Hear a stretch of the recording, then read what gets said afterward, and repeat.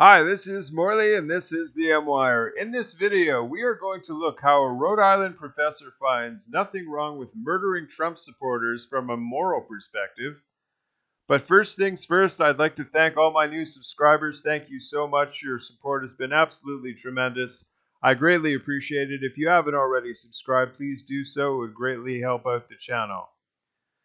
So this university professor finds nothing wrong from a moral perspective to kill Trump supporters. Well, sir, last I checked, murder is illegal for any reason outside of self-defense.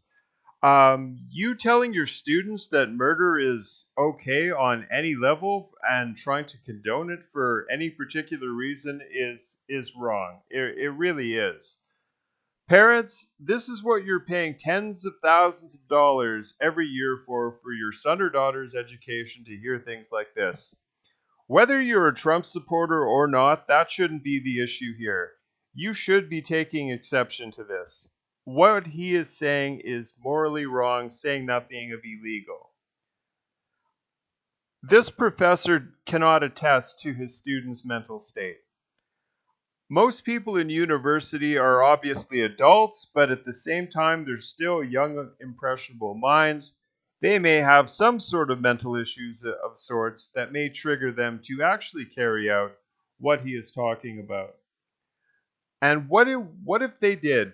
What if hypothetically one of his students actually did go out and see somebody with a Make America Great hat on and kill them?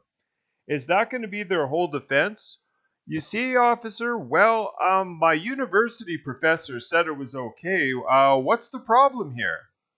I don't think that would fly very well in a court of law, that this person throws his life away because he was a little mentally unstable and his university professor said, well, there's no real moral dilemma with killing Trump supporters. I can't believe the university is letting him get away with this.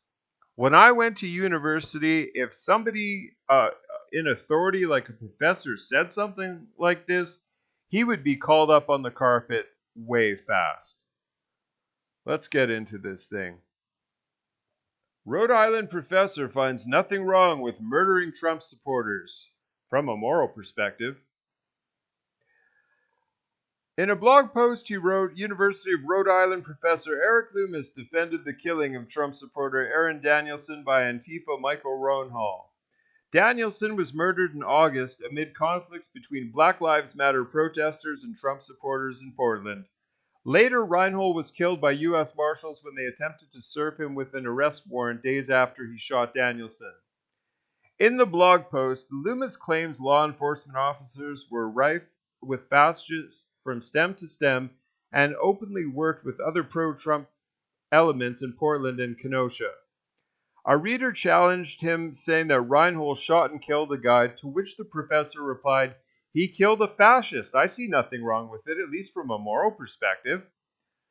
Professor Loomis doubled down on his defense of Danielson's murder, saying that the violence is not always a bad idea and was even necessary in certain instances. He claimed that violence against political enemies was a central part of fascist ideology. Therefore, the ideology opposite to avoid violence in less specific context or a situation called for it. However, Danielson was not the one who resorted to violence. Video footage shows that he was spotted by a protester, which served as the signal for Rohnhall to fire 2 shots. Loomis tweets and replies to questions based on feelings, not facts.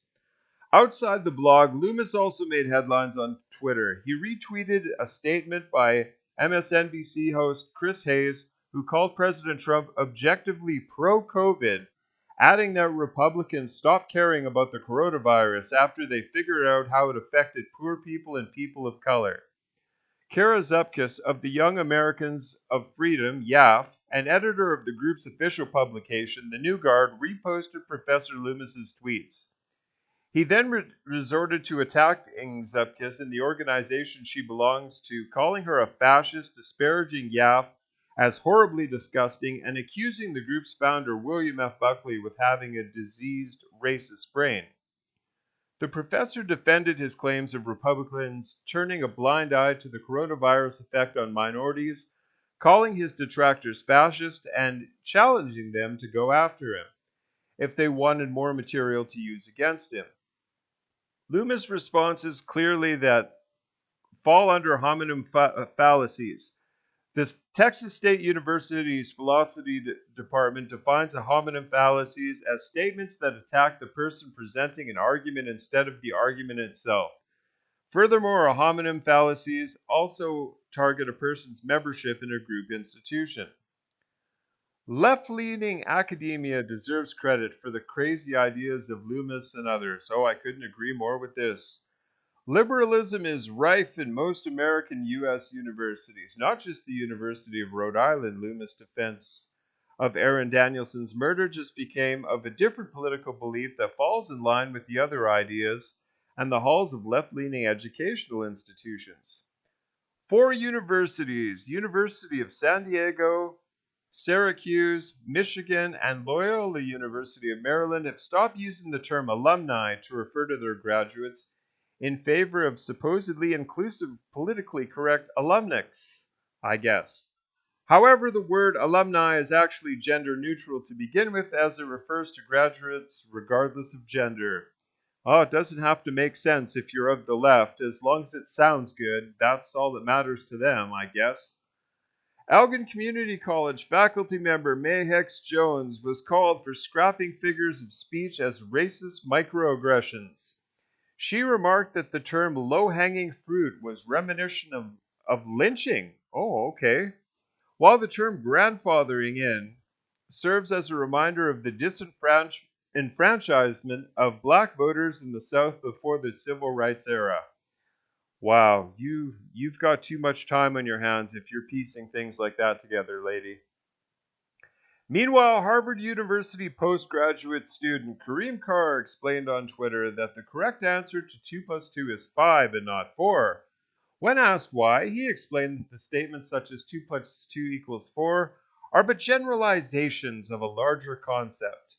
Carr's explanation was dismissed by Twitter users, saying that the leftists are trying to deconstruct the objective correct concept of 2 plus 2 equals 4 to give it a new meaning. Any sane individual who dares criticize these straight-out bizarro world ought to be prepared for ad hominem attacks. More left lunacy, folks. I don't know what to say about it anymore. I mean, the world is so different from when I was younger, but I mean, even still, as far as the left is concerned, it doesn't have to make sense. It doesn't have to have any far-reaching effects as how it'll affect things in the future. Just so long as it sounds good, that's all that matters.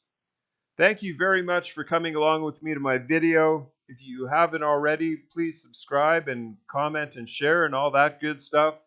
We'll catch you in the next one. God bless.